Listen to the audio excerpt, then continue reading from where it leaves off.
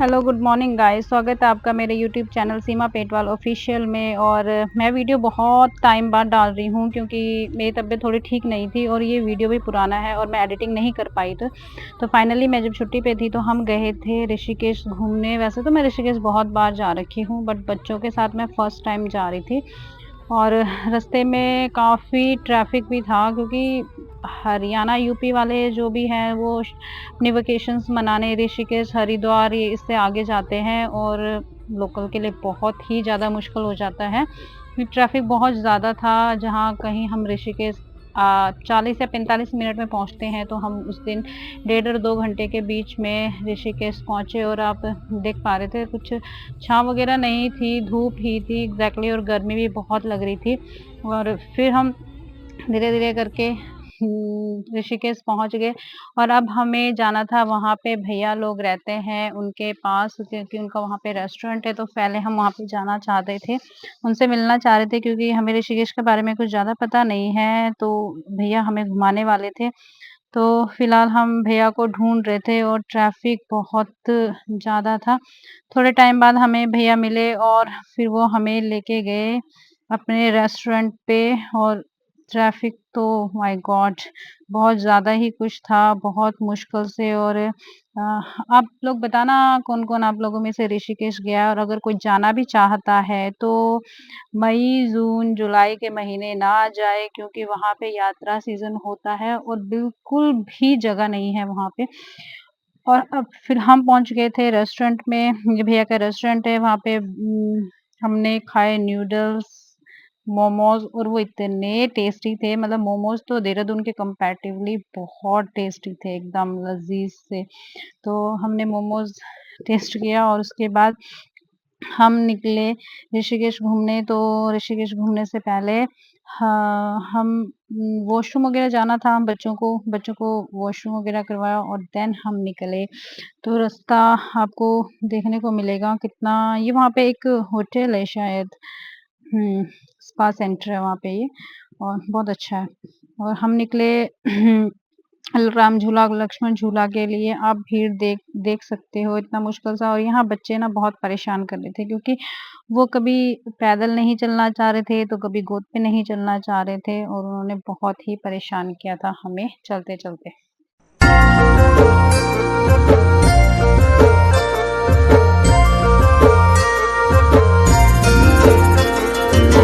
डाली डाली फूलों की तुझको बुलाए रे मुसाफिर मेरे उत्तराखंड में। बादलों की ओर के ओढ़नी वादियां गीत सुनाए मीठे मीठे मेरे उत्तराखंड में। हो पिजोरे मेरे पहाड़ को, हो पिजोरे मेरे पहाड़ को।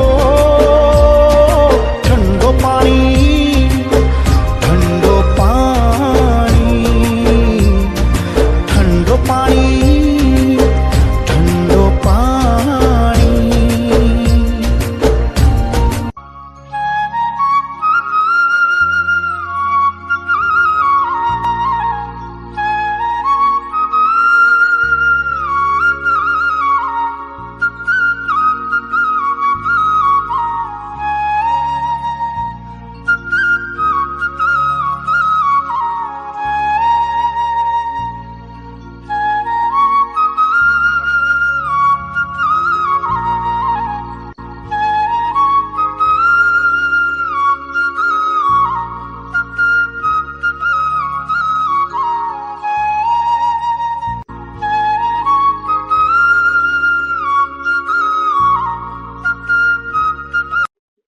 और ऋषिकेश गए थे तो गंगा पूजा ना करें ऐसे तो हो नहीं सकता। तो बच्चों के साथ तो मुश्किल था क्योंकि बच्चों को पकड़ना पड़ रहा था। वैसे मैंने सोचा था कि बच्चों के साथ ही पूजा करेंगे बट नहीं हो पा रहा था, पॉसिबल ही नहीं था। बच्चे बहुत परेशान कर रहे थे और मैं कोई रिस्क भी नहीं लेना चाहती थी।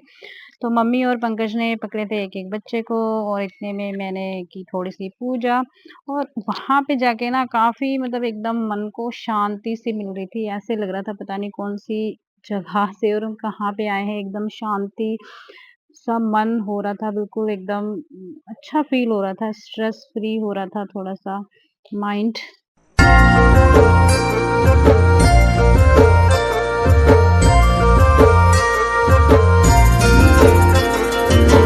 डाली डाली फूलों की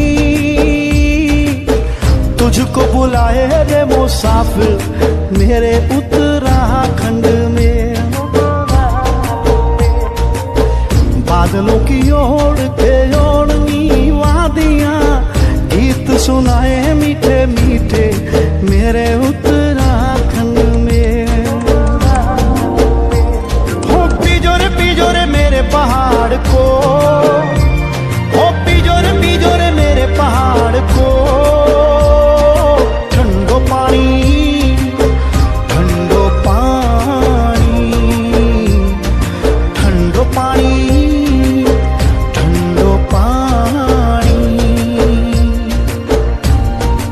भूमि बहुत मज़े ले रही थी, उसे पानी में बहुत मज़ा आ रहा था क्योंकि पानी बहुत ठंडा था और ये कार्तिक ये कपड़ों के साथ नहाना ही नहीं चाह रहा था नदी में और बिना नहाए आना भी नहीं चाहता था। तो फाइनली मैंने इसके कपड़े उतारे और इसको नदी में 4-5 डुबकी लगवा दी। फिर स्नान करने के बाद वहाँ पे गंगा घाट में आरती हो रही थी, तो पूजा पाठ की करवाने के बाद बाबा जी ने हमें आरती दी और फिर हम निकले वहीं नदी के पास-पास जो मार्केट होते हैं उसके लिए और काफ़ी अच्छे मार्केट थे वहाँ पे, वैसे कॉस्टली भी थे क्योंकि वहाँ पे फ़ॉरेनर्स ज़्यादा आते थे, तो वो उनके अकॉर्डिंगली उन्होंने रेट फ़िक्स कर रखा है और काफ़ी कॉस्टली भी था।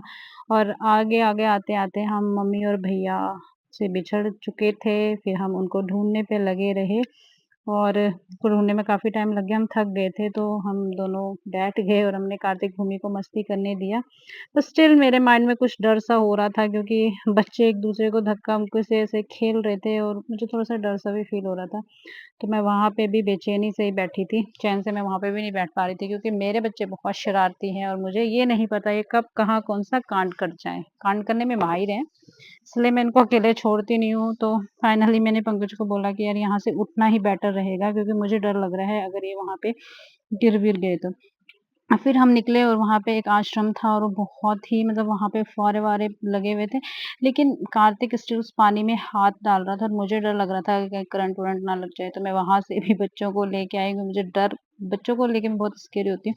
तो वहाँ से बाहर निकले और बाहर निकलने का वैसे मन नहीं हो रहा था। वहाँ पे बहुत सारी मूर्तियाँ थी और काफ़ी में डिज़ाइन बहुत अच्छे थे और उसका नाइट व्यू ना बहुत अच्छा था। फिर भी पंकज और मैं थोड़ा-सा घूमे और वहाँ पे ना क्राउड भी बहुत ज़्यादा था और गर्मी भी बहुत ज़्यादा ही हो रही थी उस दिन, कुछ ज़्यादा ही गर्मी थी, तो मुझे लगा थोड़ा देर यहाँ पे बैठ के रिलैक्स होते हैं, बट बच्चों के साथ तो रिलैक्स का तो सोच ही नहीं सकते। अगर बच्चों के साथ आउट निकले हैं तो हम बाहर नहीं जा सकते, कैसे भी कि स्ट्रेस आउट नहीं हो सकते हैं। तो बच्चों के साथ बहुत मुश्किल है और वो भी इतने छोटे-छोटे बच्चों के साथ तो कुछ ज़्यादा ही मुश्किल है क्योंकि दोनों के हाथ पकड़ के रखने पड़ते हैं। 1 मिनट भी मेंटली फ्री नहीं रह सकती हूँ। बच्चे कब कहाँ से कहाँ को चले जाएँ और भीड़ भी बहुत ज़्यादा थी। वहाँ पे जो मूर्तियाँ बनी हुई थी आश्रम के अंदर बहुत अच्छी-अच्छी थी और बहुत बड़ी-बड़ी मूर्तियाँ थी और भूमि काफ़ी एन्जॉय भी कर रही थी। मुझे लगा एक इंस्टा की वीडियो शूट करती हूँ बट पॉसिबल ही नहीं था क्योंकि कार्तिक वहाँ से निकलना चाह रहा था। तो हम फाइनली वहाँ से फिर आ गए कि वहाँ पे भीड़ भी था और यहाँ पे था परमार्थ निकेतन।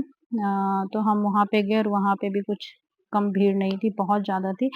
लेकिन काफ़ी टाइम बाद मैंने यहाँ ये मैं परमार्थ निकेतन में फर्स्ट टाइम ही गई थी, वहाँ पे भी काफ़ी अच्छा नदी में भोलेनाथ की पूरी मूर्ति बनी हुई है और काफ़ी अच्छा है ये।